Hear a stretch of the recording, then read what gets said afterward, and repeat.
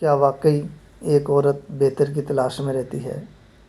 جبکہ میں نے تو ایک عورت کو بد سے بدترین مرد کے ساتھ بھی رہتے دیکھا ہے۔ بلکہ میں نے تو عورت کو ایک ایسے مرد کے ساتھ بھی رہتے ہوئے دیکھا ہے جو عورت کو ڈیزورو بھی نہیں کرتا۔ عورت بہتر کی تلاش میں کبھی نہیں ہوتی۔ وہ اگر اپنے لیے کوئی ڈھونڈتی بھی ہے تو ایک صاحبان ڈھونڈتی ہے۔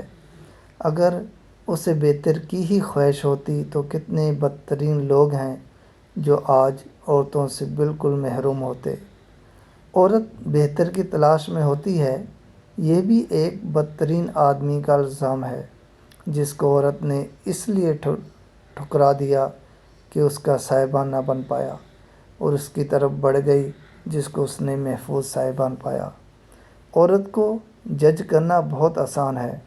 وہ کسی نے سچ ہی کہا ہے کہ عورت ایک ایسی ہستی ہے جسے وہی سمجھ سکتے ہیں جو سمجھ رکھتے ہیں۔